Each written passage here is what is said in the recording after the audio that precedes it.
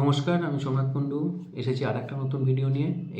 এই ভিডিওটার আলোচ্য বিষয় হচ্ছে আরেকটা নতুন ধরনের সমস্যা বা কনফিউশন যেটা তৈরি হয়েছে ইন সার্ভিসদেরকে নিয়ে, যারা কর্মরত।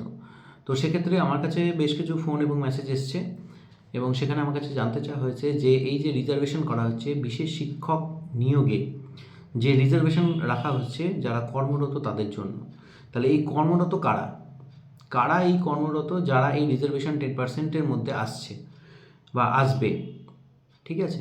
তো এই নিয়ে বিভিন্ন রকম কনফিউশন শুরু হয়ে গেছে এবং বিভিন্ন আমি যা দেখলাম যে দুটো শ্রেণীর মধ্যে কিন্তু এই নিয়ে বিভিন্ন তর্ক বিতর্ক এবং বাকবিতণ্ডা শুরু হয়ে গিয়েছে।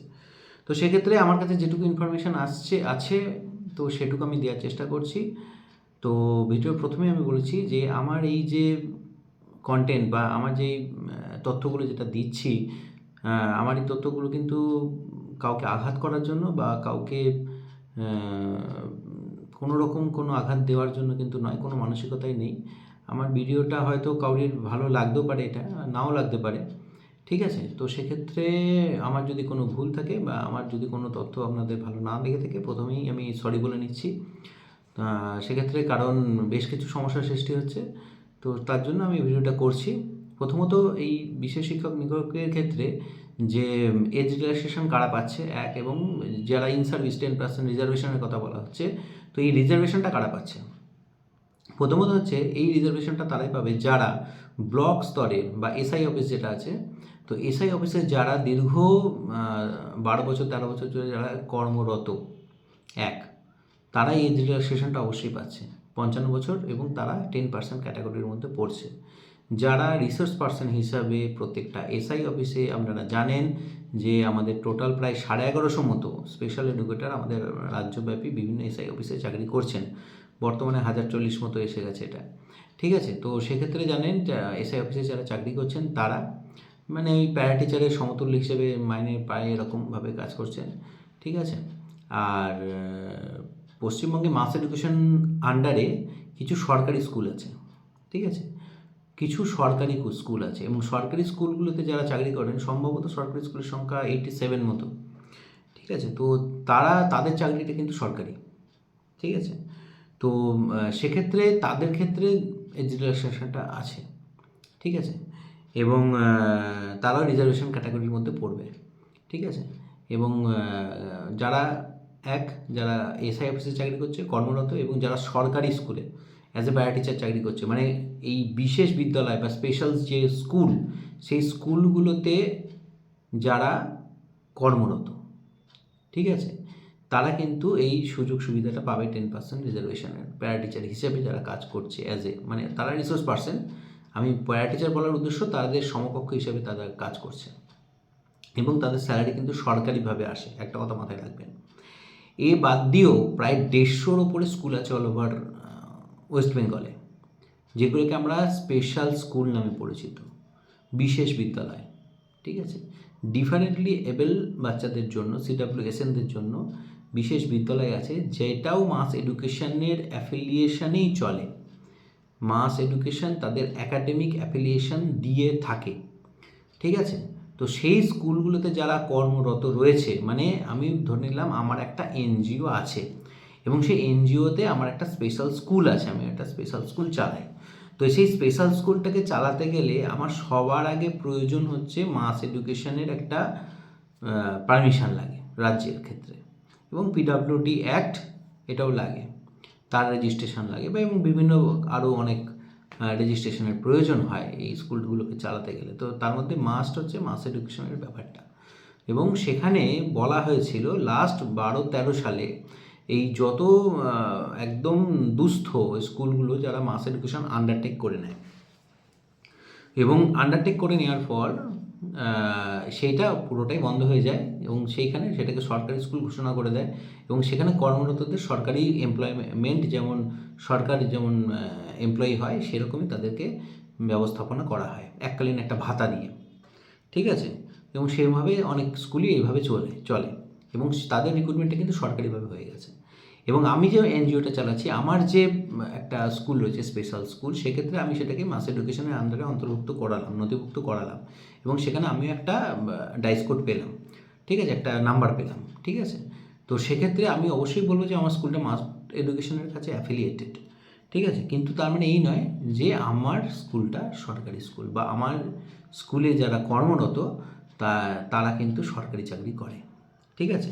কারণ তারা ওই যেমন একটা প্রাইভেট স্কুল হয়, প্রাইভেট স্কুল যে কোনো প্রাইভেট স্কুল যদি হতে হয় সেটা হয়তো ওয়েস্ট বেঙ্গল গভর্নমেন্টের যে WBSE যেটা আছে, WBPSE, ঠিক আছে, তার আন্ডারে হয়তো বেঙ্গলি মিডিয়াম বা ইংলিশ মিডিয়াম দুটোরই অ্যাফিলিয়েশন পাওয়া যেতে পারে, এবং CBSE ICSE এটা তো আপনারা জানেনই, এটা তো কমন ফ্যাক্টর যে তারা শুধু অ্যাফিলিয়েশনটা দেয় কিন্তু টাকা পয়সা তা দেয় না, এবং সেখানে কর্মরতদের কখনোই সরকারি টিচার বলে না, ঠিক আছে। সেটা প্রাইভেট সংস্থা বা NGOর মাধ্যমে চলে এবং তাদেরকে জবটা প্রাইভেটই হয়। তো এক্ষেত্রে যে মাস এডুকেশনের আন্ডারে যে সমস্ত NGOগুলো এই সমস্ত স্কুল চালাচ্ছেন এবং সেখানে যারা শিক্ষক শিক্ষিকারা যারা পড়াচ্ছেন, শিক্ষকতা করছেন, তো তাদের চাকরিটাও কিন্তু সরকারিভাবে নয়, সরকারি নয়, ঠিক আছে। কারণ মাইনেটা NGOই দেয়, সরকার দেয় না। সরকার কী দেয়? সরকার হচ্ছে স্কুলের ক্ষেত্রে ওয়ান টাইম গ্র্যান্ট দেয়, 2-3 বছর পর পর একবার করে একটা গ্র্যান্ট পায়, এবং স্কুলের বাচ্চাদের যে জামা জুতো, উইন্টার গার্মেন্টস, তারপর হচ্ছে সে উইন্টার আছে একটা গার্মেন্টস পায়, ঠিক আছে, 2 বছরে 2বার, এবং জুতো এইসব যেগুলো এক্সট্রা আছে, এবং কন্যাশ্রী, ঠিক আছে, এবং মানবিক ভাতা, এইগুলো যেগুলো সেগুলো তো সবই পায়, যেগুলো দিয়ে আসছে সেগুলো সবই পায়। কিন্তু শুধুমাত্র যে টিচারদের মাইনে বা সংস্থার জন্য কিছু, সেগুলো কিন্তু তারা পায় না। অতএব এই সমস্ত ক্যাটাগরির যে সমস্ত টিচাররা পড়াচ্ছেন তারা ভাবছেন হয়তো যে আমাদের এটা আছে যে আমরাও এখানে 10% রিজার্ভেশনের মধ্যে পাবো, কিন্তু এটা হবে না, এটা কিন্তু নয়, অ্যাকচুয়াল ফ্যাক্টে কিন্তু এগুলো আসবে না, ঠিক আছে। কারণ এর যে অ্যাপ্রুভাল, আপনি যে প্যারা টিচার তার অ্যাপ্রুভাল কিন্তু আপনাকে DI দেবে। যেমন নর্মাল আপার প্রাইমারি ক্ষেত্রে বা প্রাইমারি ক্ষেত্রে প্যারা টিচার কোটার অ্যাপ্রুভাল কিন্তু DI কাস্ট সার্টিফিকেট লাগে, ঠিক আছে। তো এক্ষেত্রেও কিন্তু আপনি যে অ্যাজ এ প্যারা টিচার কাজ করছেন, যার রিজার্ভেশন আছে, ঠিক আছে, প্রাইমারি হোক বা আবার একটা প্রাইমারি স্পেশাল টিচারের ক্ষেত্রে, তো সেক্ষেত্রেও কিন্তু আপনার DI এর একটা পারমিশন লেটার লাগবে। তো সেক্ষেত্রে আপনি যেহেতু সরকারি করছেন না, NGOর আন্ডারে কোনো স্কুলে কর্মরত, সেক্ষেত্রে DI কিন্তু আপনাকে এর কোনো রকম কোনো কাগজ দেবে না, বা মাস এডুকেশনও কিন্তু আপনাকে দেবে না। তো সেক্ষেত্রে আপনাদের হয়তো আমার এই ভিডিওটা দেখে একটু খারাপ লাগবে বা আমাকে কটু কথাও বলতে পারেন, কিন্তু অ্যাকচুয়াল ফ্যাক্ট, ঠিক আছে, এটা কিন্তু অ্যাকচুয়াল ফ্যাক্ট, হ্যাঁ। তো সেক্ষেত্রে যারা কর্মরত SI অফিসে মেনলি 1100 কতজন আছে, ঠিক আছে, 1100 মতো, তো তারা এখানে সেই 10% রিজার্ভেশনের বয়স এবং তার ছাড়টা পাবে, সেখানে রিজার্ভেশন পলিসির ইয়েটা পাবে।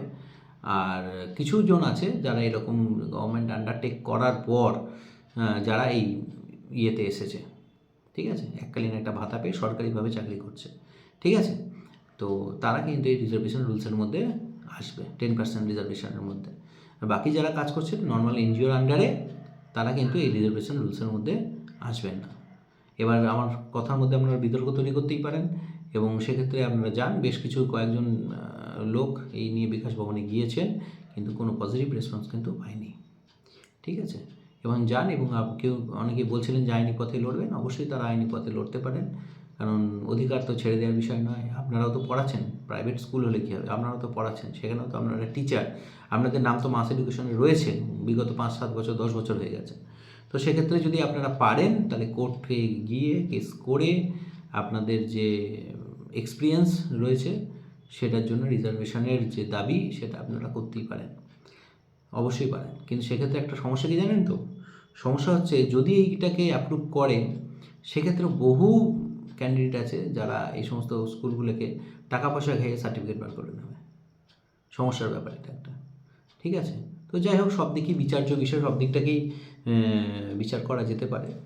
আপনারা দরকারে কোর্টের হস্তক্ষেপ দাবি করতেই পারেন, সেটা আপনাদের ম্যাটার, ঠিক আছে। আমার কাছে যেটুকু ইনফরমেশান ছিল আমি দিলাম, আশা করব এটা আপনাদের পক্ষে একটু ইউজফুল হবে। আর একটা বিষয় বলি, এটা কোনো তথ্য সংক্রান্ত না, এটা আমার নিজের। বিষয়টা হচ্ছে আমি যে ভিডিওগুলো দিচ্ছি, আপনারা যদি মনে হয় যে এটা খুবই গুরুত্বপূর্ণ হচ্ছে বা আপনাদের কাছে কোনো উপযোগী হচ্ছে, তাহলে অবশ্যই লাইক শেয়ারটা করবেন।